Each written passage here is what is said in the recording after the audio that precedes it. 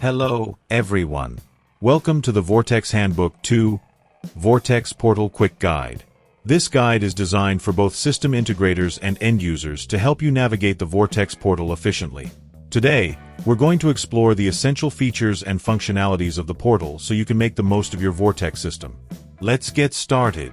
In this guide, we'll walk you through the key sections of the VORTEX portal. 1. User privileges. 2. Message Center. Think of it as the system's event log hub. 3. System settings, including reseller management, auto firmware updates, alarm management, and audit logs. 4. VCA settings, where we'll touch on the strengths of VORTEX cameras for video content analysis. 5. Archiving important video clips. Each of these features is critical for managing your VORTEX system. Whether you're a system integrator or an end user, we encourage you to stick with us and get familiar with these topics. For system integrators, you can log into the VORTEX portal remotely by using the Remote Access button in the Reseller portal. For end users, please use the credentials you received in the onboarding email to log in. For detailed instructions on creating accounts or setting up organizations, check out Handbook 1. Now, let's start by looking at the Reseller Management feature in the System tab. If you're a system integrator or an end user, this is the first page you'll want to check when starting with VORTEX. Reseller Management connects the Reseller portal to the VORTEX end user portal. Here's what it does. By default, the Remote Access feature is enabled when a system integrator creates a VORTEX organization for an end user. This allows system integrators to provide direct support through the portal. End users can disable or re-enable this feature anytime after logging in. They can also replace their system integrator with another one if needed. Keep in mind, though, that only one system integrator can be connected to an end user organization at a time. If you'd like more details about remote access, refer to Handbook 1. Next, we'll talk about user roles and the privileges assigned to each role within the VORTEX portal. Before we dive into user roles, let's step back for a moment. In most cases, the system integrator will add and configure cameras right after setting up the end user portal. However, sometimes the organization is created first, and the installation, like adding and configuring cameras, is handled later by an installer. In these cases, the system integrator or end user can invite the installer to the VORTEX portal. Once invited, the installer can log in and complete the setup using a browser or app. The Users tab makes it easy to manage user accounts. Here's how you invite someone. 1. Click the Invite User option. 2. Enter their email address. This could be, for example, the installer like what we just mentioned. 3. The invited user will receive an onboarding email with instructions to log in. You can assign the admin role at this stage, or you can leave it for later if needed. When inviting someone, the system will ask you to assign their role, either supervisor or viewer, based on camera groups. Don't worry, you can always update this later. Once invited, the user will receive an email to log into the VORTEX portal through a browser or app. Their privileges will depend on the role they're assigned. VORTEX uses role-based access to keep everything secure and efficient. The main roles include Organization Owner, Admin, Supervisor, and Viewer. Each role has specific permissions. For example, only admins and owners can access system-wide settings, like managing alarms or granting admin privileges. You'll find more details about these differences on the next slide. Here's a quick overview of the difference between supervisors and viewers. Viewers can only watch live camera streams they're permitted to access. They can also check related events but can't perform advanced tasks like playback, video archiving, VORTEX deep search and profile search, or setting VCA rules. Supervisors, on the other hand, have broader access and can handle all those features. Now let's talk about administrators. Admins have more privileges than supervisors and viewers. They can manage system-wide settings, like everything shown in the System tab. That's the panel you see on the right-hand side of this slide.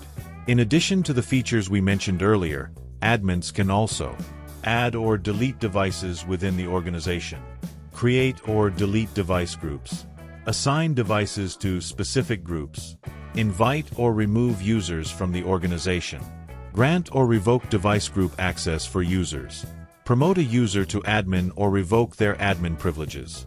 Of course, the organization owner also has full control over these actions. If you're an admin, you can promote another user to admin by following the steps outlined here. It's a straightforward process to delegate responsibilities when needed.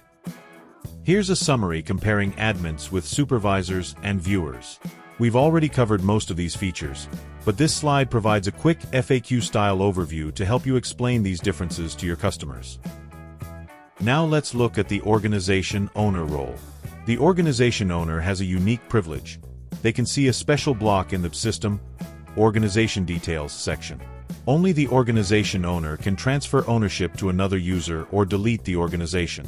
Each VORTEX organization can have only one organization owner. To wrap up the topic of privileges, here are the key questions and the answers we listed to remember about the organization owner. Who becomes the default organization owner when the organization is created? How many organization owners can an organization have? What level of access does a system integrator have when using remote access? Who has the authority to delete the organization? Can the organization owner role be transferred to someone else? Also, keep in mind that VORTEX currently supports only 4 roles. But in 2025, we plan to introduce customizable roles with tailored permissions. Next, let's explore the Message Center. The Message Center logs all system events and provides an overview of notifications and alerts. For example, you can track events like SD card life expectancy or camera disconnections here. The Message Center tracks different types of events. Device events include all VCA events, audio detections, digital input, and tampering detections from VORTEX cameras. NVR events from VORTEX Connect NVRs include proprietary VCA events, digital outputs, and passive IR events from VORTEX on-premise cameras. System events, like device disconnections, firmware update failures, recording errors, and SD card issues, are also logged here. For NVRs connected through VORTEX Connect, we support displaying proprietary events from VORTEX NVRs. Check the page for supported event types. It's important to note that the Message Center is not the same as the Alarm Management section. If you want to receive real-time notifications for specific events, you need to set up alarms under Alarm Management. Notifications can be sent via email or through the VORTEX app. We've also listed supported VORTEX NVR models for reference. Now, let's look at how VORTEX handles automatic firmware updates.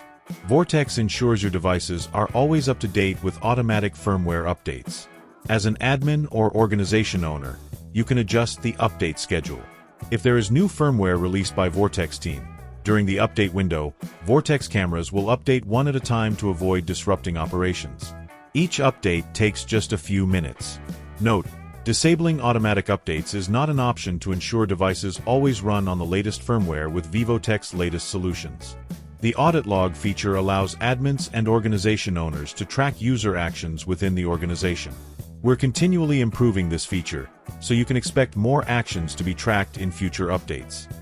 Proactive monitoring is essential, and Alarm Management helps you achieve this by sending real-time notifications for specific events, such as SD card failures, VCA rule detections, device disconnections, and all the other events we support. VORTEX's alarm setup process is straightforward. You can define the trigger source, such as the events or devices, the action to be taken, the recipients for notifications.